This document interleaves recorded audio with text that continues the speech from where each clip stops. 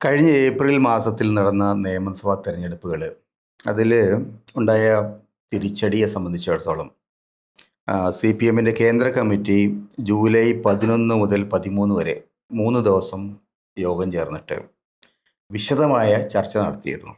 ആ ചർച്ചയുടെ വിശദാംശങ്ങൾ അവർ കഴിഞ്ഞ ദിവസം പാർട്ടി രേഖകളായിട്ട് കേന്ദ്ര കമ്മിറ്റിയുടെ വെബ്സൈറ്റിലും മറ്റു പ്രസിദ്ധീകരണങ്ങളിലും ഇപ്പോൾ വന്നിട്ടുണ്ട്.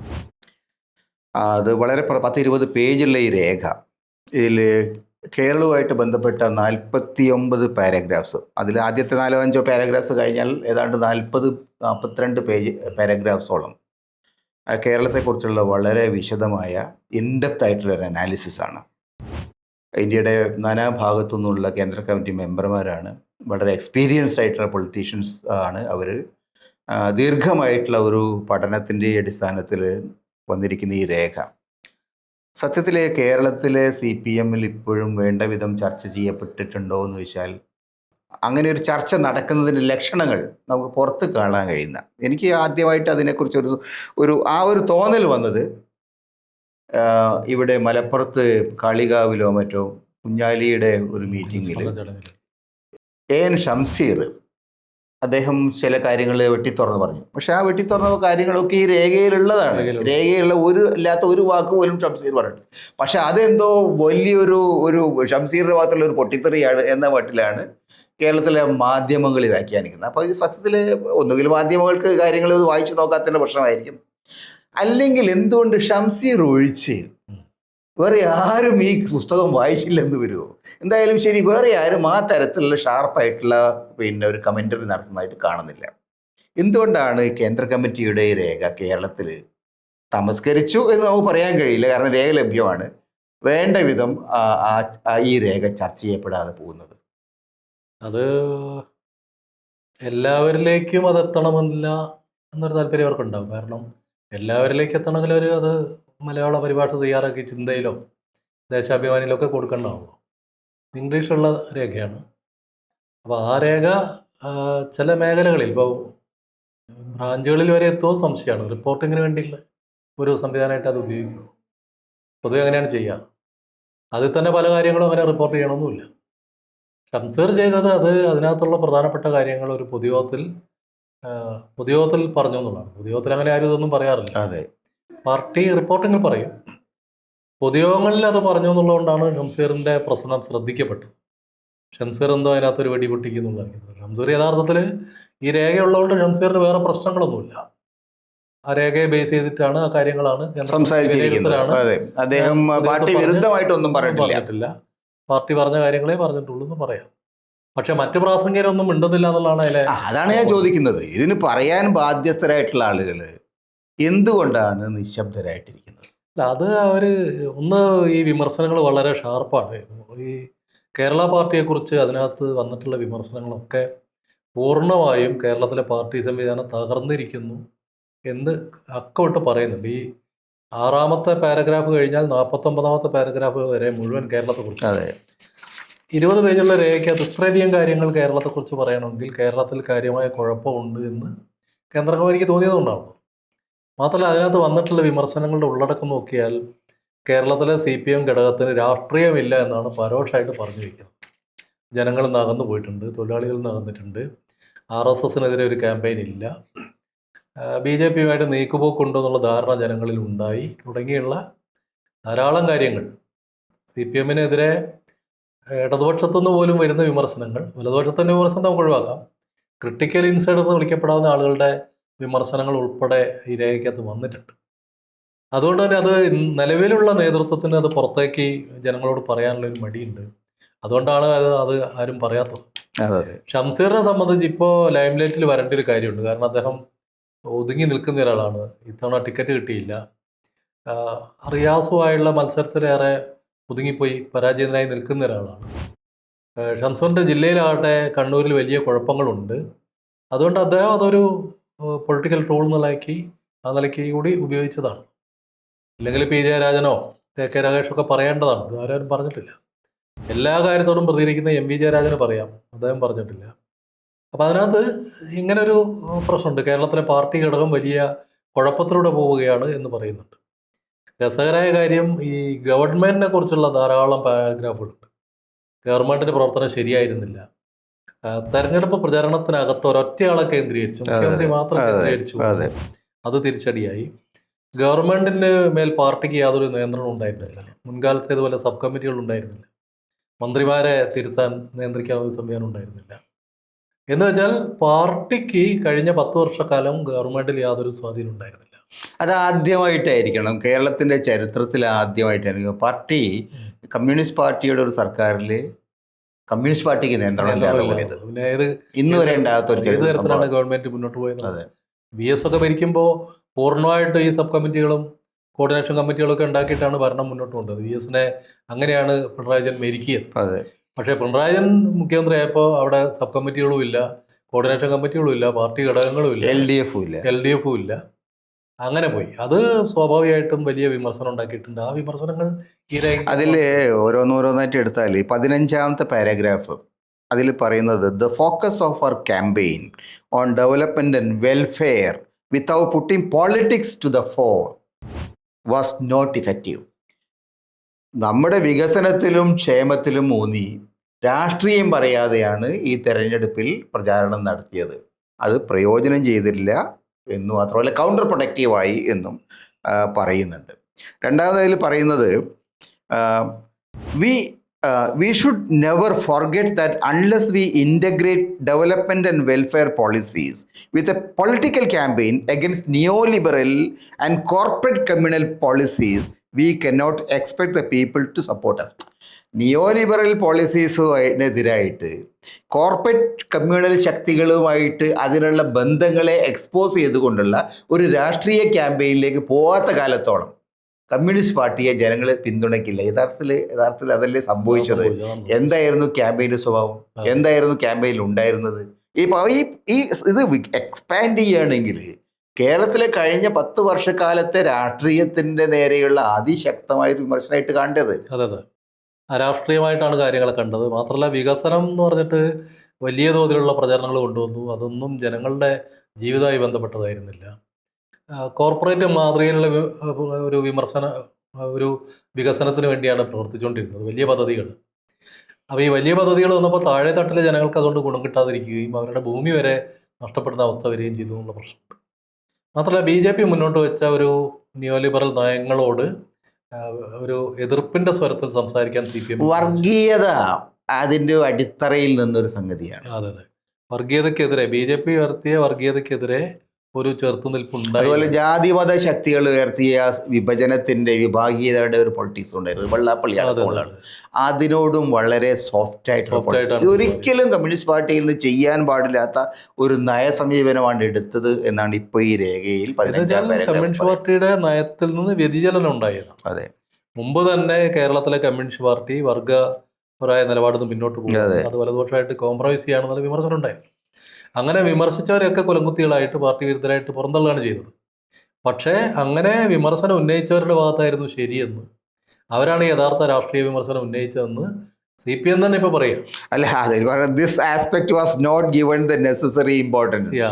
വർഗീയതയ്ക്കെതിരായിട്ട്, നിയോലിബറൽ പോളിസീസിനെതിരായിട്ട്, ഇത് രണ്ടും തമ്മിലുള്ള ബന്ധങ്ങളുടെ കാര്യത്തിൽ എക്സ്പോസ് ചെയ്തുകൊണ്ടുള്ള ഒരു രാഷ്ട്രീയ തന്ത്രം, ഒരു പ്രചാരവേല നടത്തിയില്ല. അതിൽ നമ്മൾ പരാജയപ്പെട്ടു എന്ന് അവർ കൃത്യമായിട്ട് പറയുന്നുണ്ട്. പക്ഷെ ആ പരാജയപ്പെട്ടതിന് ഉത്തരവാദി ആര് എന്നുള്ളത് സത്യത്തിൽ ആ പാരഗ്രാഫ് പറയുന്നുമില്ല. ഉത്തരവാദിത്വം നേരത്തെ പറഞ്ഞല്ലോ, പാർട്ടിക്ക് സ്വാധീനമില്ലാത്തൊരു മന്ത്രിസഭ, പാർട്ടിക്ക് നിയന്ത്രണമില്ലാത്തൊരു മുഖ്യമന്ത്രിയായിരുന്നു. പിന്നെ ആർക്കാ ഉത്തരവാദിത്വം? അതിന് താഴെ അടുത്ത പാരഗ്രാഫിൽ പറയുന്നുണ്ട് കേട്ടോ. അടുത്ത പാരഗ്രാഫിൽ 16ാം paragraph, A narrative was prevailing that the entire campaign revolve around one person. ഈ ക്യാമ്പയിൻ മുഴുവൻ ഒരു വ്യക്തിയെ മാത്രം ചുറ്റിപ്പറ്റിയാണ് നടന്നത് ഒരു അവസ്ഥ സംജാതമായി എന്നതിൽ പറയുന്നുണ്ട്. By personalising the campaign and centring it around comrade Pinarayi Vijayan, we unwittingly gave an opportunity to the UDF to conduct a targeted campaign against him. അപ്പോൾ അതേ പറയും, പിണറായി വിജയനെ കേന്ദ്രീകരിച്ചുകൊണ്ട് നടത്തിയ ഈ ക്യാമ്പയിൻ പ്രതിയായിട്ടല്ല, അതുകൊണ്ട് എന്തുണ്ടായി, അദ്ദേഹത്തെ അറ്റാക്ക് ചെയ്യാൻ UDF-ന് ചാൻസ് നമ്മൾ കൊടുത്തു. അവിടെയും പിണറായി വിജയന് കുഴപ്പമില്ല, UDF-ന്റെ കുഴപ്പമാണ്. പിണറായി വിജയനെ മാത്രം അവർ ഒറ്റതിരി അറ്റാക്ക് ചെയ്തു. അതിന് നമ്മളൊരു സന്ദർഭം ഒരുക്കി കൊടുത്തു എന്ന് കേന്ദ്ര കമ്മിറ്റി പറയുന്നുണ്ട്. ഞാൻ ഇപ്പോഴും പിണറായി വിജയനെ ഡയറക്റ്റ് ആയിട്ട് ആക്രമിക്കാൻ, അത് വിശദീകരിക്കാൻ തുറന്നു പറയാൻ കേന്ദ്ര കമ്മിറ്റിക്ക് സാധിക്കുന്നില്ല എന്നാണ് അതിന്റെ മലയാളം. പക്ഷെ അതുകൊണ്ട് കാര്യമല്ലല്ലോ, യാഥാർത്ഥ്യങ്ങൾ വേറെ അവിടെ നിൽക്കുകയല്ലേ. അല്ല, അതിലെന്താ പ്രശ്നം? ഇത്തരം കാര്യങ്ങൾ ഒരു രാഷ്ട്രീയമായ ഇനീഷ്യേറ്റീവ് എടുക്കുന്നതിൽ, നിലവിലുള്ള പിന്തിരിപ്പൻ ഭരണ സംവിധാനത്തെ എക്സ്പോസ് ചെയ്യുന്നതിൽ ഒക്കെ നമ്മൾ പരാജയപ്പെട്ടു എന്ന് കൂടി ഇതിലൊക്കെ പറയുന്നുണ്ട്. അത് സത്യസന്ധമായിട്ട് പറഞ്ഞാൽ പാർട്ടിയെ സംബന്ധിച്ചിടത്തോളം ഈ കഴിഞ്ഞ 10 കൊല്ലം ഉണ്ടായിരിക്കുന്ന പരാജയങ്ങളുടെ യഥാർത്ഥത്തിലുള്ള പ്രശ്നം പിണറായി വിജയന് അമിതാധികാരം കൊടുത്തു എന്നുള്ളതാണ് എന്ന് പാർട്ടി രേഖ തുറന്ന് സമ്മതിക്കുന്നത്. പക്ഷേ അത് തിരുത്തൽ ആവശ്യമുള്ള ഒരു സംഗതിയാണ് എന്ന് പാർട്ടി ഇതുവരെ കാണുന്നില്ല, അല്ലെങ്കിൽ അറ്റ്ലീസ്റ്റ് അതങ്ങനെ പറയുന്നില്ല. അവരുടെ ഇന്റേണൽ രേഖകൾ ഉണ്ടോയെന്ന് അറിയില്ല. നമുക്ക് പുറത്ത് കിട്ടിയിരിക്കുന്ന രേഖകളിൽ പ്രകാരം അവരങ്ങനെ ഒരു പരസ്യമായിട്ട് പൊസിഷൻ എടുത്തിട്ടുണ്ട്. എടുക്കാൻ കഴിയില്ല, അയാൾ BJP മെമ്പറാണ്. വെബ്സൈറ്റിൽ പരസ്യപ്പെടുത്തിയ രേഖയ്ക്കകത്ത് ഇല്ല, ഡയറക്റ്റ് ആയിട്ട് പറയുന്നില്ല. വളരെ സങ്കടകരമായിട്ടുള്ള ഒരുപാട് കാര്യങ്ങളുണ്ട്. അന്ന് ജനങ്ങൾ മുഴുവനും, കേരളത്തിലെ വിമർശകർ വളരെ പരസ്യമായിട്ട് സൂചിപ്പിച്ച കാര്യങ്ങൾ, ഉദാഹരണത്തിന് പിന്നെ ഈ അയ്യപ്പ സംഗമത്തിൽ വാസവൻ എന്ന് പറയുന്ന മന്ത്രി, അദ്ദേഹം സ്റ്റേറ്റ് സെക്രട്ടേറിയറ്റ് മെമ്പറാണ്. അങ്ങനെയുള്ള ഒരാൾ പിന്നെ ഈ UP മുഖ്യമന്ത്രിയുടെ ഒരു കടലാസ്, ഒരു അത്ഭുത രേഖ, എന്തോ ഒരു മഹാസംഭവമായിട്ട് അദ്ദേഹം വിശദീകരിച്ച് അവിടെ വെച്ച് വായിച്ചത്, അതിനെക്കുറിച്ച് ഇപ്പോൾ അദ്ദേഹം പറയുന്നത് 18ാം പാരഗ്രാഫിൽ, the message of the chief minister of Uttar Pradesh in the global Ayyappa സംഗമം. Reading out the message of the UP Chief Minister, an avowed Hindutva fanatic, by a minister who is also a member of the State Secretariat, was a major embarrassment to the party's secular image. എന്ന് ഈ പാർട്ടിയെ സംബന്ധിച്ചിടത്തോളം ഇത് UP Adityanath എന്നൊക്കെ പറഞ്ഞ ചങ്ങാതിമാരുടെ ഈ കടലാസ് ഇവിടെ അയ്യപ്പ സംഗമത്തിൽ വായിക്കുന്നത് സത്യത്തിൽ അയ്യപ്പന്മാർക്ക് തന്നെ ഒരു അപമാനകരമാണ്. കാരണം അയ്യപ്പൻ്റെ ഒരു രാഷ്ട്രീയവുമായി, അല്ല അയ്യപ്പൻ്റെ ദർശനവുമായിട്ട് ഒരു നിലയ്ക്കും ബന്ധമുള്ള ഒന്നല്ല ഇവരുടെ ഈ ഹിന്ദുത്വ രാഷ്ട്രീയം. അയ്യപ്പനെ അപ്പുറമൊക്കെ ആയിട്ട് അയ്യപ്പൻ്റെ അവരടക്കമുള്ള ഒരു വലിയ ഒരു സെക്യുലർ ആയിട്ടുള്ള ഇമേജുള്ള ഒരു ഡേറ്റിയാണ് അയ്യപ്പൻ. അപ്പം അയ്യപ്പൻ്റെ സംഗമത്തിൽ ഈ മാതിരി ആളുകളെ വിളിച്ചുകൊണ്ട് വന്ന് പിന്നെ നോട്ടീസ് വായിപ്പിക്കുമ്പോൾ ഇത് പിന്നെ പാർട്ടിയുടെ സെക്യുലർ ഇമേജിന് മാത്രമല്ല അയ്യപ്പൻ്റെ ഇമേജിനും അയ്യപ്പൻ്റെ ഡെവട്ടീസ് അതിനെ അങ്ങനെ കാണും എന്നെങ്കിലും ഒരു കാണണ്ടേ. അത് മാത്രമല്ല, അത് ദേവസ്വം ബോർഡിന്റെ പരിപാടിയാണ്, ഗവൺമെന്റ് പോലും പരിപാടി. ഇയാൾക്ക് അതിനകത്ത് ഒരു റോളും ഇല്ല, ഗവൺമെന്റ് കാര്യമില്ല അതിൽ. പക്ഷെ അതുപോലും അവർക്ക് അതിനുവേണ്ടി ഉപയോഗിക്കുകയാണ് ചെയ്തത്. അതൊക്കെ BJPയുമായിട്ട് ചെറിയൊരു റാപ്പോർട്ട് CPM ഉണ്ടാക്കി എന്നുള്ളതിന് തെളിവാണ്. ആ തെളിവുകളൊക്കെ ഓരോന്നോരോന്നായിട്ട് പറയുമ്പോഴും ഇതെല്ലാം UDFന്റെ പ്രചാരണമായിരുന്നു എന്നാണ് പറയുന്നത്. UDFകാരാണ് ഇത് പ്രചരിപ്പിച്ചത്, ഇവർ ചെയ്തതല്ല. യോഗി ആദിത്യനാഥനെ അല്ല, അതിൽ it was perplexing how a message was solicited. ഇങ്ങനെ UPയിൽ ഒരുത്തൻ്റെ മെസ്സേജ് എങ്ങനെ ആവശ്യപ്പെട്ടു, ആരാവശ്യപ്പെട്ടു എന്നുള്ളത് അത്ഭുതം ഉണ്ടാക്കുന്ന സംഗതിയാണെന്നാണ് പറയണത്. എന്തിനാ അത്ഭുതം ഉണ്ടാക്കുന്നത്? കേന്ദ്ര കമ്മിറ്റി എവിടെ വിളിച്ചു ചോദിച്ചാൽ, സെക്രട്ടറിയോട് വിളിച്ചു ചോദിച്ചാൽ പോരെ? കേരള സംസ്ഥാന സെക്രട്ടറിയോട് വിളിച്ചു ചോദിച്ചാൽ പോരെ? നിങ്ങളുടെ സെക്രട്ടേറിയറ്റ് മെമ്പർ ഈ കടലാസ് അയാൾക്ക് എവിടെ നിന്ന് കിട്ടി, എങ്ങനെയാണത് കിട്ടിയത്, ആരാണത് ആവശ്യപ്പെട്ടത്, എന്തുകൊണ്ടാണത് വായിച്ചത്, എന്താണ് എക്സ്പ്ലനേഷൻ, അത് ചോദിച്ച് അതിനകത്ത് ഇവിടെ എഴുതി വെച്ചാൽ പോരെ?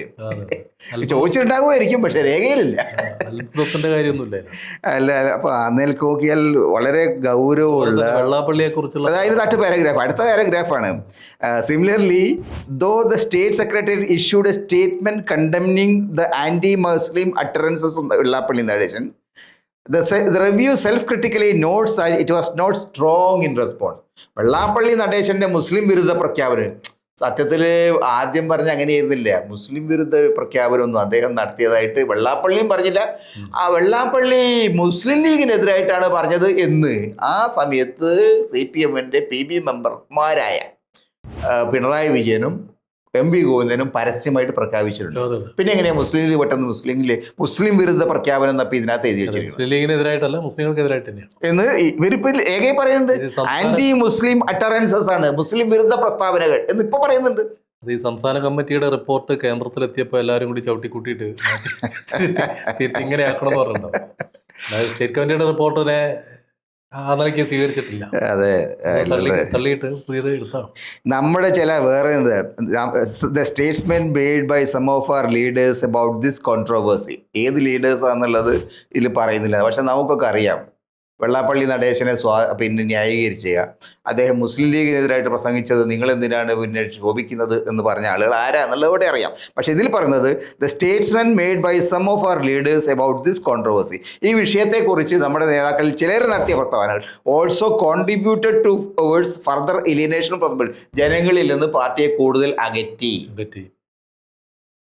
നേതാക്കളുടെ പ്രസ്ഥാനങ്ങളുണ്ട്, ജനങ്ങൾ അകന്നു പോയി എന്നാണ് അവർ സൂചിപ്പിക്കുന്നത്. അപ്പോൾ സത്യത്തിൽ പിന്നെ ഇത് അതിൻ്റെ കൺക്ലൂഷനാണ് എ റോങ് ഇംപ്രഷൻ ദാറ്റ് അവർ party is compromising in its fight against communalism. വർഗീയതയ്ക്കെതിരായിട്ടുള്ള നമ്മുടെ പാർട്ടിയുടെ സമരത്തിൽ കോംപ്രമൈസുകൾ ആരംഭിച്ചിരുന്നു. ഇത് ആണ് ഇതിൽ വന്നിരിക്കുന്നത്. ഇനിയൊരു ഇത് 19ാമത്തെ പാരഗ്രാഫിൽ വരുന്നതാണ്. അതുപോലെ തന്നെ PM ശ്രീ ആയിട്ടാണ് ജസ്റ്റ് പിന്നാലെ വരുന്ന പാരഗ്രാഫ് PM ശ്രീ ആണ് വരുന്നത്. PM ശ്രീ വിഷയം എങ്ങനെയാണ് കൈകാര്യം ചെയ്തതെന്നുള്ളത്, ജനങ്ങൾക്കിടയിൽ പാർട്ടിയെ സംബന്ധിച്ചിട്ട് ഒരു BJPയുമായിട്ടൊരു അണ്ടർ കറൻറ്റ്, ഒരു അടിയൊഴുക്കുണ്ട് എന്ന് സംശയിക്കുന്ന തരത്തിലുള്ള ഒരു അന്തരീക്ഷം ഉണ്ടാക്കുന്നതിന് സഹായകരമായി എന്നാണ് ഇതിനകത്ത് എഴുതി വെച്ചിരുന്നത്. സത്യത്തിൽ PM ശ്രീ വിഷയത്തിൽ ഇതൊക്കെ ആക്ച്വലി തിരുത്തലുകൾ അല്ലെങ്കിൽ സെൽഫ് ക്രിട്ടിക്കലായിട്ടുള്ള നോട്ട് മാത്രം പോരല്ലോ. എന്താണ് സംഭവിച്ചത്? എന്തുകൊണ്ട് PM ശ്രീ എന്ന് പറയുന്നത് കേന്ദ്ര സർക്കാരിൻ്റെ പദ്ധതിയാണ്. ആ പദ്ധതിക്കെതിരായിട്ട് CPM നേരത്തെ പരസ്യമായി പൊസിഷൻ എടുത്താണ്. പാർട്ടി രേഖകളിൽ അതുണ്ട്. സർക്കാരിൻ്റെ പൊസിഷനും അതായിരുന്നു, LDFിൻ്റെ പൊസിഷനും അതായിരുന്നു. പക്ഷേ LDF അറിയാതെ ഒരു ദിവസം എഡ്യൂക്കേഷൻ സെക്രട്ടറി ഡൽഹിയിൽ പോയിട്ട് രേഖയിൽ ഒപ്പിട്ട് കരാറായി. ഈ കരാറ് എങ്ങനെയാണ് വാസുകി എന്ന് പറയുന്ന IAS കാര്യത്തിൽ ഒറ്റയ്ക്ക് ചെയ്യാൻ കഴിയുന്ന ഒരു കാര്യമാണ്? അതിനൊരു മന്ത്രിയുണ്ട് ശിവൻകുട്ടി, അതിനൊരു മുഖ്യമന്ത്രി, അതിനൊരു ബ്രോക്കറുണ്ട് എന്ന് ധർമ്മേന്ദ്ര പ്രധാൻ പറഞ്ഞിട്ടുണ്ട്. അതേ പേര് പറഞ്ഞല്ലോ, ജോൺ ബ്രിട്ടാസ് എന്ന് പറയുന്ന കേരളത്തിന്റെ രാജ്യസഭാ MP ആണ് ഞങ്ങൾ ഇതിനകത്ത് സഹായിച്ചിട്ടുള്ളത്. ഇത് വളരെ പരസ്യമായിട്ട് പറഞ്ഞിട്ടുണ്ട്. ഇപ്പൊ അദ്ദേഹം തന്നെയാണ് പറയുന്നത് വേറെ ചില ഡയലോഗുകൾ. അപ്പൊ ഇത് ആരെ പറ്റിക്കാണ് നോക്കുന്നത്?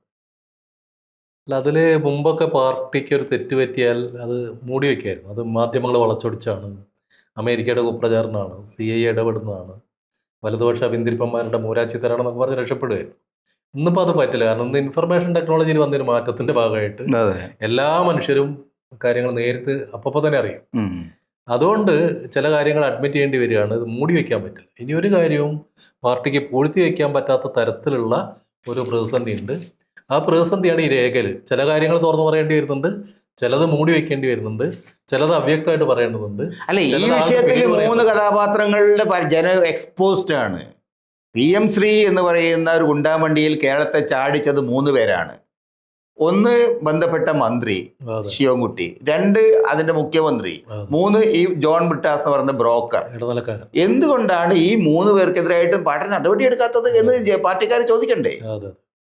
അല്ല, പാർട്ടിക്കാരെ അങ്ങനെ ചോദിക്കണമെങ്കിൽ താഴെ തലത്തിൽ ആ നിലയ്ക്ക് റിപ്പോർട്ട് ചെയ്യപ്പെടണമല്ലോ. ഇതിപ്പം കമ്മിറ്റികളിൽ ഇത് ഇംഗ്ലീഷിൽ എഴുതി വെച്ചിട്ടുണ്ട്. മലയാളം അല്ല, മലയാളത്തിൽ വന്നിട്ടില്ല. കേരളത്തിലാണ് ഈ പാർട്ടി പ്രശ്നമുള്ളത്. ആരും അറിഞ്ഞിട്ടില്ല, കണ്ടിട്ടില്ല, കേട്ടില്ല. അങ്ങനെ ഒതുക്കാം എന്നുള്ളതാണ് ഒരു പരിപാടി എന്നാണ് തോന്നുന്നത്.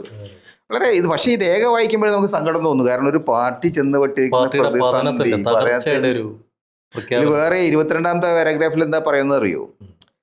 സാധാരണ നിലയിൽ മുൻകാലങ്ങളിലൊക്കെ when we were leading governments earlier, party constituted subcommittees to monitor the implementation of various schemes by the government. There is also a party fraction committee that discussed issues and guided the government, ministers also. പക്ഷേ ഇതൊക്കെ എല്ലാ കാലത്തും ഉണ്ടായിരുന്നതാണ്. Fraction കമ്മിറ്റികൾ ഉണ്ടാവും, മന്ത്രിസഭകളുടെ തീരുമാനങ്ങൾ പരിശോധിക്കും, മിനിസ്റ്റർമാരെ guide ചെയ്യും.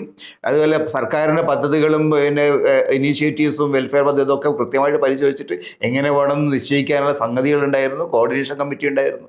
ഇതൊക്കെ എവിടെ പോയി?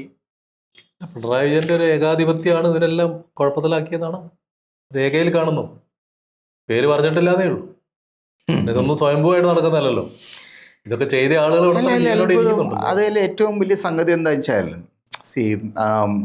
നോസിറ്ററുടെ പുസ്തകമുണ്ട്, കമ്മ്യൂണിസം ഇൻ കേരള എന്നൊരു പുസ്തകമുണ്ട്, TJ നോസിറ്ററിൻ്റെ. അതിൽ 67-69 കാലത്തെ സർക്കാരിനെ കുറിച്ചുള്ള വളരെ വിശദമായിട്ടുള്ളൊരു പഠനം. അതിൽ പറയുന്ന ഒരു കാര്യം എന്താ വെച്ചാൽ, അന്ന് ഈ സർക്കാർ തുടങ്ങിയ സമയത്ത് അഴിമതിക്കെതിരായിട്ടുള്ള ഒരു നിയമം കൊണ്ടുവരാം.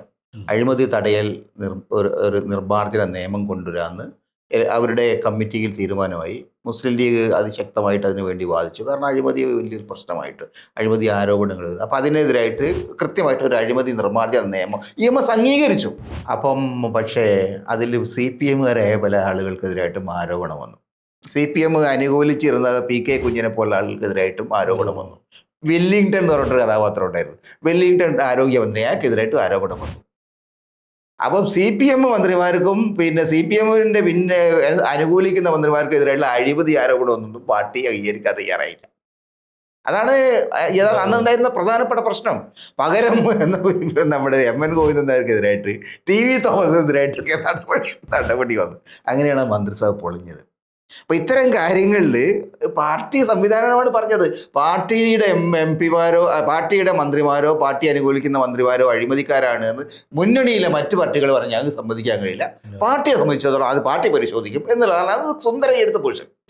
സുന്ദരയ്യ എടുത്ത പൊസിഷനാണ്. സുന്ദരയ്യ അഖിലേന്ത്യാ സെക്രട്ടറിയാണ്. അത് പാർട്ടിക്ക് അംഗീകരിക്കേണ്ടതായിട്ട് വന്നു. EMSന് വിഡ്രോ ചെയ്യേണ്ടി വന്നു. അപ്പം അങ്ങനെ EMSനെ പോലും വിഡ്രോ ചെയ്യിപ്പിച്ച ഒരു വിഷയമാണ്. അതിൻ്റെ പേരിലാണ് മന്ത്രിസഭ പൊളിഞ്ഞതും. അത് അത്തരത്തിലുള്ള കർശനമായ നിലപാടുകൾ എടുത്തുന്ന ഒരു പാർട്ടിയാണ് അത്.